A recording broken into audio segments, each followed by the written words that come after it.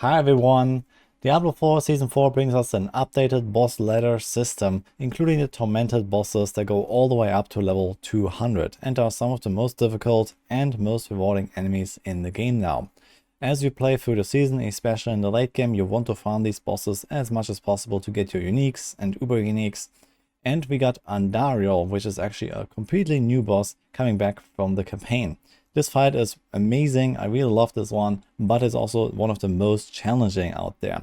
So I will bring you this guide and you can take her down as well. Now, first things first, there are these tormented boss debuffs that you can see here right now. Every tormented boss has this kind of debuff system, and this is a new stacking mechanism that when you fail or when you take hits from certain abilities, you will start stacking up a damage taken debuff that will overwhelm you really quickly.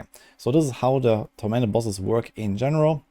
And there are a bunch of these abilities in this fight in particular that you have to pay attention to not get overwhelmed by this. Outside of those tormented buff stacks, the fight is actually not that hard, but it's kind of difficult to keep track of everything that is going on. And if you somehow accumulate 1 or 2 stacks, you will most likely not be able to finish the last phase, which is very intense. So you want to try to keep your debuffs low, especially if the fight drags out for a while, if your build is not like super powerful to just kill her outright.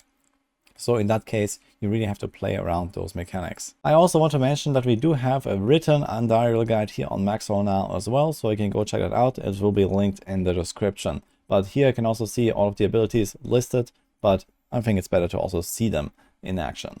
So let's start with her abilities. We have the Poison Nova. This is a classic for Andariel from Diablo 2. This is this ability here. You see those multiple poison projectiles. And this is also the first ability that she throws at you that will give you those tormented stacks. You have to avoid this Poison Nova at all costs throughout the entire fight. And you see here when she starts, she will usually do like either a knockback to you or jump away or both. You see this here, or she can sometimes also charge at you and then turn around and throw the Nova at you.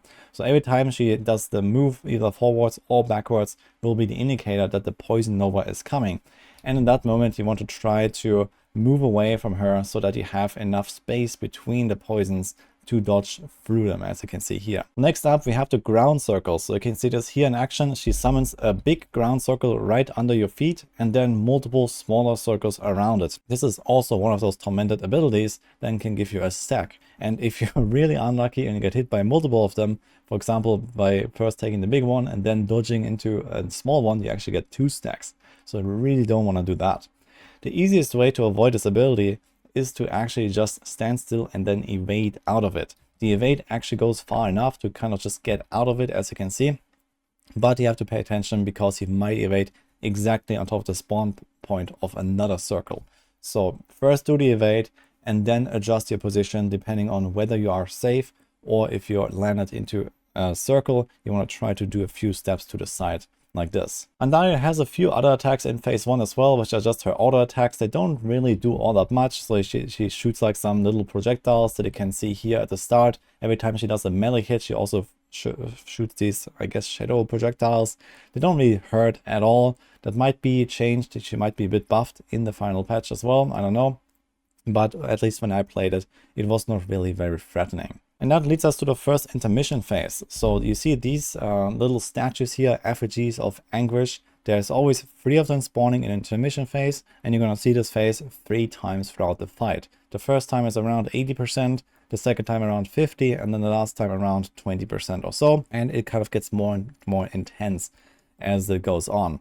Those effigies have a suppressor shield, so you have to go exactly on top of them and then nuke them down. And as soon as you have defeated those 3 effigies, Andariel will come back. So she disappears, and then there's this rotating beam spawning sometimes that she throws at you, and you just have to defeat those effigies. Speaking of the rotating beam, you can see this here.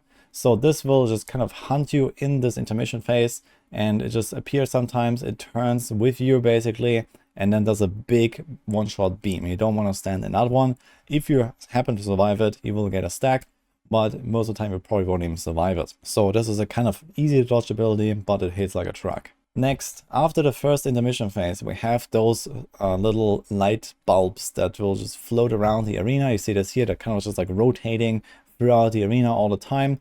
They don't really hurt all that much if you don't have any stacks, but again, if you manage to ramp up 1 or 2 Tormented Debuffs, you're gonna be in trouble. So generally, if you have a bit of sustain, you can kind of just ignore them, but there is more stuff going on later as well, so you don't want to just like stand in them. So try to dodge a little bit between them, but ultimately not too relevant. Then we have the second intermission phase, which looks a little bit different as well. So here we have again the effigies and the rotating mega beam, but we also have these rotating lightning orbs here.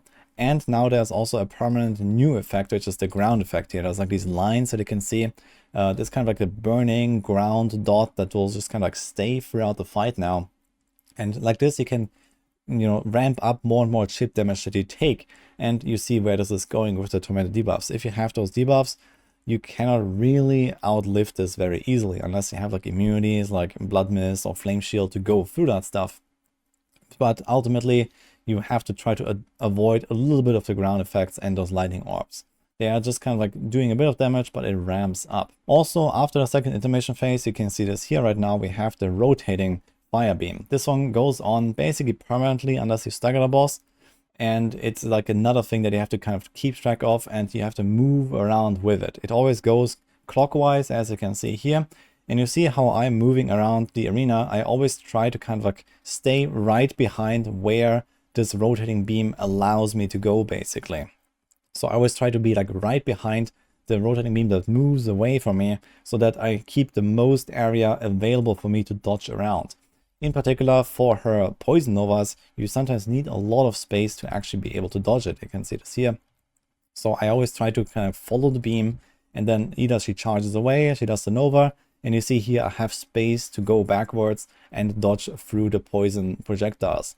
Or sometimes she charges like through me right to the end of the space that I have basically here, for example on the top left. If she would charge at me now, she would shoot it backwards into the open space here, and I would have a lot of space to dodge.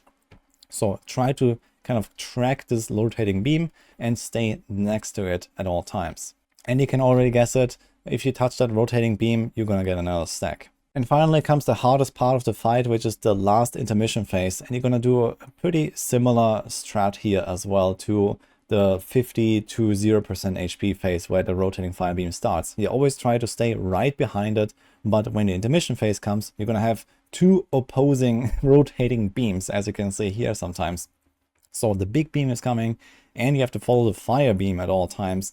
And in order to not get blasted by the big beam here, you see I have very little space here, because I did not actually follow the strategy correctly in that moment. It was still fine here, but if you don't follow the fire beam as closely as possible, then this mega beam will kind of like corner you, and you might have to run through one of the two beams. So you can touch the fire beam and live, but you cannot touch the big one here. This will kill you. So again, if you don't have any immunity to maybe go through the beam or like a teleport or something, then you will have to like try to follow it along as much as possible throughout the rest of the encounter. And then she comes out again, she does like all of her abilities that she already had. So after the third intermission phase, it's not getting more intense. You just kind of like nuke her down from the last remaining percent HP, and this is the end of the fight. So there's a lot of stuff to track in this fight, but I hope this guide helps you, and when you're trying Andariel for the first time, maybe you can take her down right away, even on a tormented version. Of course, if you're doing just a normal version, it's quite easy. She's not really going to be a huge challenge. There's no tormented debuffs and so on, but ultimately you want to try to farm her on the tormented version as much as possible to get more rewards. It's very rewarding to do that. You get a lot of loot there, and you might have to follow some of those strategies if you just don't insta-kill her or insta-stagger her or something like that. So I hope you enjoyed this guide here. I wish you good luck in Season 4. I also have some more guides coming for the other bosses, because they all have these similar important mechanics to play around. And I wish you good luck when the season launches. Hope you enjoyed this, and see you guys next time.